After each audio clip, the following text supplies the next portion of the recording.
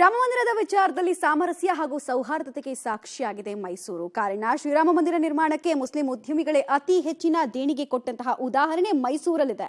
1991ರಲ್ಲಿ ಮೈಸೂರಿನ ದೇವರಾಜ ಮೊಹಲ್ಲಾದಲ್ಲಿ ನಿರ್ಮಾಣವಾದ ಶ್ರೀರಾಮ ಮಂದಿರಕ್ಕೆ ಅತಿ ಹೆಚ್ಚಿನ ದೇಣಿಗೆಯನ್ನ ಮುಸ್ಲಿಂ ಉದ್ಯಮಿಗಳು ಕೊಟ್ಟಿದ್ದಾರೆ. ಅವರ ಹೆಸರುಗಳು, ಅವರ ಫೋಟೋಗಳು ಇಂದಿಗೂ ಶ್ರೀರಾಮ ಮಂದಿರದ ಆವರಣದಲ್ಲಿದೆ. ಅಲ್ಲದೆ ಶ್ರೀರಾಮ ದೇವಸ್ಥಾನಕ್ಕೆ ಮುಸ್ಲಿಂ ಬಾಂಧವರು ಬಂದು ಶ್ರೀರಾಮನಿಗೆ ಪೂಜೆಯನ್ನ ಸಲ್ಲಿಸುತ್ತಾರೆ. ಆ ಬಗ್ಗೆ ನಮ್ಮ ಪ್ರತಿನಿಧಿ ನೀಡಿರುವ ವಾಕ್ ಥ್ರೂ ನಿಮ್ಮ ಮುಂದೆ. ಮೈಸೂರಿನ ದೇವರಾಜ ಮೊಹಲ್ಲಾದಲ್ಲಿರುವಂತಹ ಒಂದು ಶ್ರೀರಾಮ ಮಂದಿರ ಹಿಂದೂ ಮುಸ್ಲಿಮರ ಭಾವೈಕ್ಯತೆಯ ಸಾಕ್ಷಿಯಾಗಿ ನಿಂತಿದೆ.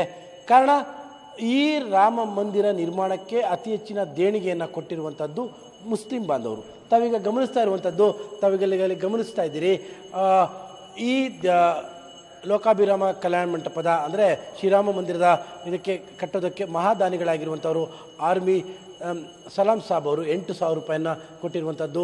ಫಾತಿಮಾ ಕುರೇಶಿಯವರು ಆಗಲೇ 6,600 ರೂಪಾಯಿಯನ್ನು ಕೊಟ್ಟಿರುವಂಥದ್ದು. ಹೀಗೆ ಪ್ರತಿಯೊಬ್ಬರು ಕೂಡ ಅಂದರೆ ಭಾಳಷ್ಟು ಜನ ಮುಸ್ಲಿಮರು 1991ರಲ್ಲಿ ಈ ಒಂದು ದೇವಸ್ಥಾನದ ರಾಮ ಮಂದಿರದ ನಿರ್ಮಾಣಕ್ಕೆ ಈ ಒಂದು ದೊಡ್ಡ ಮಟ್ಟದ ದೇಣಿಗೆಯನ್ನು ಕೊಟ್ಟಿರುವಂಥದ್ದು. 1991ರಲ್ಲಿ 8,000 ರೂಪಾಯಿ ಅನ್ನುವಂಥದ್ದು ಭಾಳ ದೊಡ್ಡ ಮಟ್ಟದ ಅಮೌಂಟ್. ಆ ನಂತರದಲ್ಲಿ ಈ ಭವನ ನಿರ್ಮಾಣ ಆದಂಥ ಸಂದರ್ಭದಲ್ಲೇ ಬಾಲಗಂಗಾಧರನಾಥ ಸ್ವಾಮೀಜಿಗಳು ಅವತ್ತು ಈ ಒಂದು ರಾಮ ಮಂದಿರವನ್ನು ಕೂಡ ಉದ್ಘಾಟನೆ ಮಾಡಿರುವಂಥದ್ದು. ಆ ಏನು ಮೀರ್ ಬಶೀರ್ ಅಹಮದ್ ಅವರ ಫೋಟೋವನ್ನು ಕೂಡ ರಾಮ ಮಂದಿರದ ಒಳಭಾಗದಲ್ಲಿ ಹಾಕಲಾಗಿದೆ.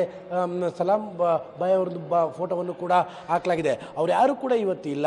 ಆದರೆ ಅವತ್ತು ಈ ಒಂದು ದೇವರಾಜ ಮೊಹಲ್ಲಾದಲ್ಲಿರುವಂಥ ಈ ದೇವಸ್ಥಾನಕ್ಕೆ ನಿರ್ಮಾಣಕ್ಕೆ ಒಂದು ಭಾವೈಕ್ಯತೆಯ ಸಂಕೇತವಾಗಿ ಮಹಾದಾನಿಗಳ ರೂಪದಲ್ಲಿ ಹಣವನ್ನು ಕೂಡ ನೀಡಿದರು. ಈಗ ಏನೋ ಆಗಾಗ ಇಲ್ಲಿಗೆ ಬಂದು ಪೂಜೆಯನ್ನು ಕೂಡ ಅವರು ಸಲ್ಲಿಸ್ತಾ ಇರ್ತಾರೆ. ಈಗ ನಮ್ಮ ಜೊತೆಯಲ್ಲಿ ಅವರೇ ಇದ್ದಾರೆ, ಅವರ ಪೂರ್ವಜರು.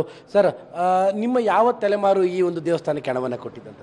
ನಮ್ಮ ತಂದೆ. ನಿಮ್ಮ ತಂದೆಯವರ ಹೆಸರು? ಮೀರ್ ಬಶೀರ್ ಅಹಮದ್ ಖುರೈಶಿ. ಮೀರ್ ಬಶೀರ್ ಅಹಮದ್ ಅಂದರೆ ಏನು ವ್ಯಾಪಾರ ಮಾಡ್ತಾರೆ? Wholesale fruit merchant, social service ಇತ್ತು ಅವ್ರದ್ದು.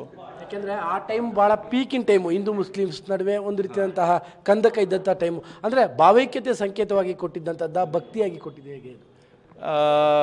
ಸರ್, ಇದು ನಮ್ಮ ಹಿಂದೂ ಮುಸ್ಲಿಂ ಯೂನಿಟಿಗಾಗಿ ಅಂತ ಹೇಳಿಬಿಟ್ಟು ಮತ್ತೆ ನಾವು ಇಲ್ಲಿ ಹುಟ್ಟಿ ಬೆಳೆದಿರೋದು ಇಲ್ಲೇ.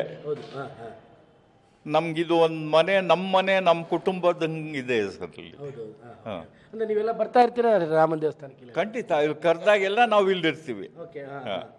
ಅಂದರೆ ನಿಮ್ಮ ತಂದೆಯವರು ಎಲ್ಲರೂ ಬರ್ತಾ ಇದ್ರು ಇಲ್ಲಿಗೆ? ಅದು ಬರ್ತಿದ್ರೋ ಇಲ್ವೋ ಅನ್ನೋದು ನಮ್ಮ ಹಿರಿಕರಿಗೆ ಗೊತ್ತಿದೆ. ಇವತ್ತು ರಾಜಕಾರಣದ ದೃಷ್ಟಿಯಿಂದ ಹಿಂದೂ ಮುಸ್ಲಿಮರು ರಾಮ ಮಂದಿರ ವಿಚಾರದಲ್ಲಿ ಬೇರೆ ಬೇರೆ ಅನ್ನುವಂಥ ಮಾತುಗಳಿದೆ. ಏನು ಹೇಳಕ್ಕೆ ಇಷ್ಟಪಡ್ತೀರಾ ಇಂಥ ಸಂದರ್ಭದಲ್ಲಿ? ಸರ್, ಇದು ನಥಿಂಗ್ ಬಟ್ ಪೊಲಿಟಿಕಲ್ ಸರ್. ಇದು ಬೇರೆ ಏನಿಲ್ಲ ಇದರಲ್ಲಿ ಬೇರೆ ನಾವು ಏನು ಹುಡುಕಕ್ಕೆ ಹೋದ್ರೂ ಸಿಕ್ಕಲ್ಲ. ಬುದ್ಧಿ ಇರೋವ್ರಿಗೆ, ಬುದ್ಧಿ ಇಲ್ಲದೆ ಇರೋವ್ರಿಗೆ ಏನು ಹೇಳಕ್ಕೆ ಬರಲ್ಲ ಸರ್.